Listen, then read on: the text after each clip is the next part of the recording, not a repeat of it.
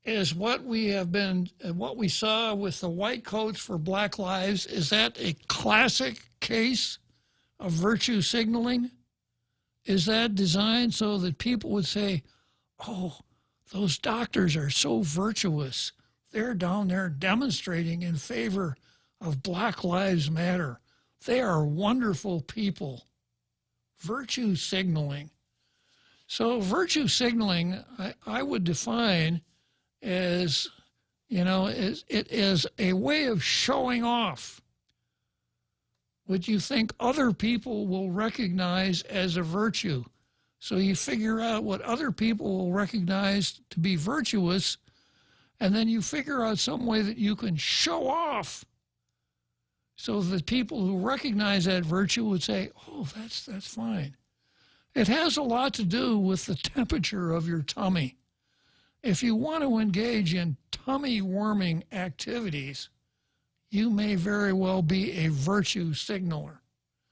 Now, to sit here like I'm sitting here now and go against conventional wisdom, which is, oh yeah, this Black Lives Matter, racism is bad, the doctors don't like racism, Black Lives Matter is anti-racist, therefore the doctors are doing the right thing. And for me to say, bunk. I'm swimming against the tide here. I'm not virtue signaling, that's for sure. But it's ordinarily quite hard to be correct, truthful, and righteous and virtue signal at the same time.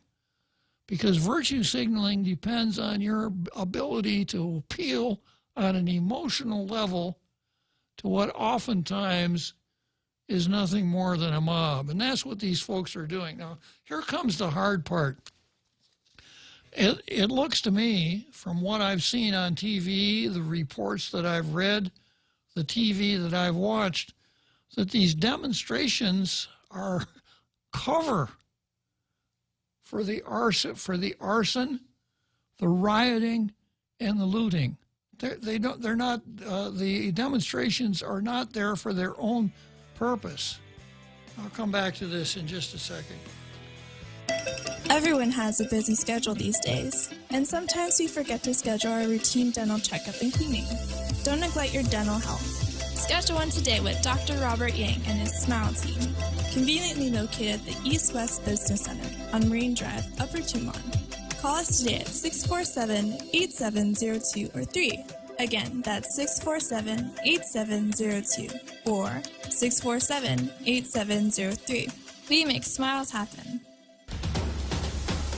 Cocoa Coffee Company mugs are now here. Show pride for your island as you enjoy your delicious Circle K coffee. Each generously sized 16-ounce mug is etched with Guam-inspired images like Chief Gadao, Serena, Two Lovers, and many more. The Cocoa Coffee Company mug collection is available for a limited time only, so don't miss out. Get yours today and collect them all. Exclusively available at Circle K locations.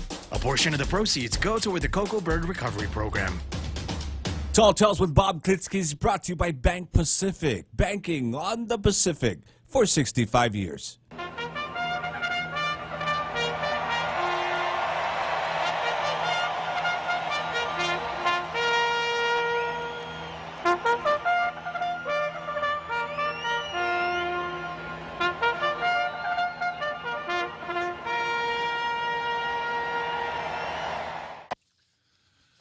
So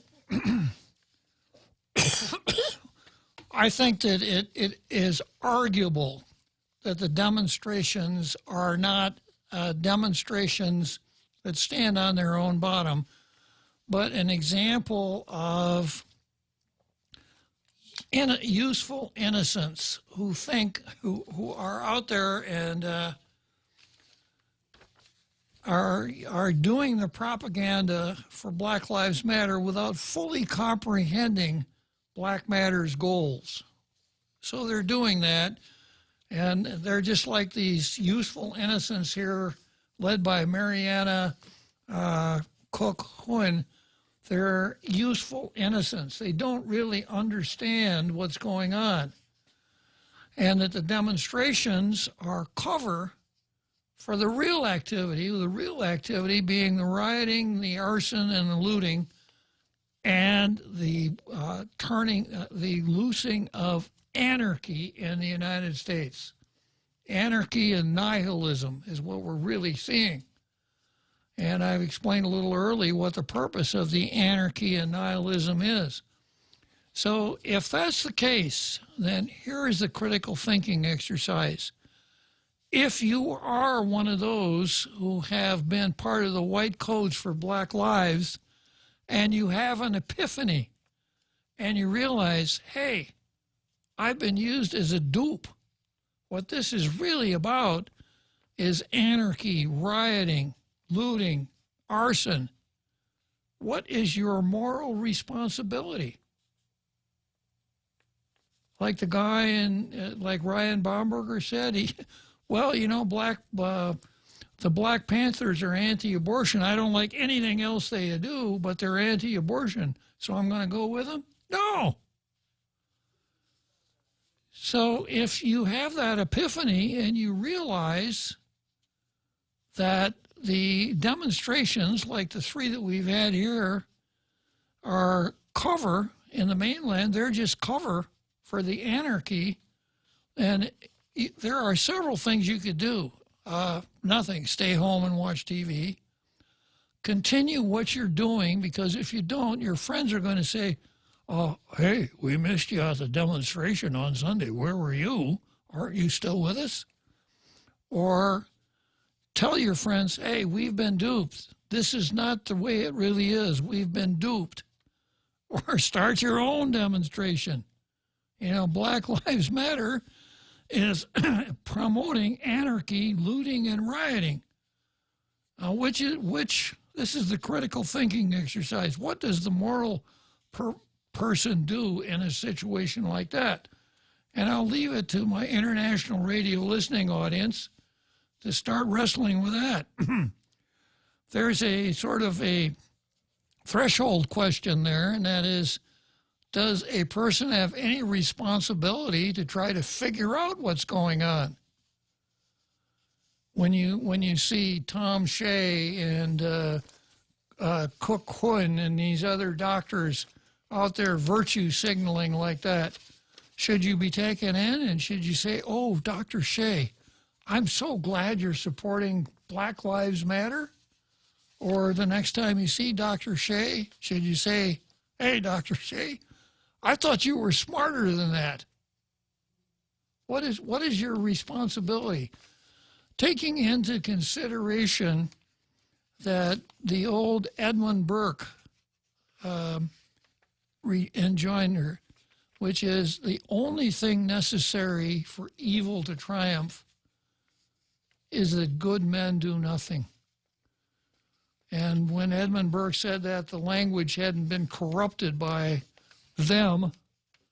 So when you said good men, it meant people of the only 2 sexes we had back in those days.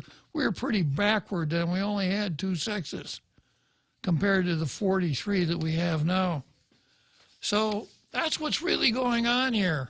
If you're woke, W-O-K-E, if you're woke, then you think, oh, these doctors are so wonderful. They're down there on one knee. They're supporting Black Lives Matter. If you're not woke, if you're the cynical realist like I am, you'll say, why, those doctors really got suckered into it. Or did they? Did they get suckered into it, or are they so glad for any opportunity to do a little virtue signaling that they just didn't care if the cause that they were theoretically championing was just or not? Black Lives Matter. I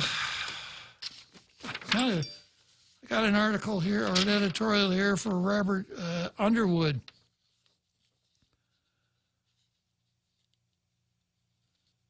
And Robert Underwood winds up his column. Of course, he has to bash Trump. So as a matter of rhetoric, if you want to make a point about something, and you use it to bash Trump or bash Obama or bash Nancy Pelosi, you lose it. You can't be persuasive on that respect, because everything you say turns back to, oh yeah, it's just another Trump basher. And that's what Robert says. Trump's earlier response to thousands of people exercising their right to protest across the country was to advise state governors to dominate the battle space. Citizens exercising their rights don't constitute a battle space. Yeah, Robert, but people burning down police precincts like they did in Minneapolis and trashing downtown New York, midtown Manhattan, that does amount to a battle space. And we had so many woke governors and mayors who bought into the whole thing and said, well, you know,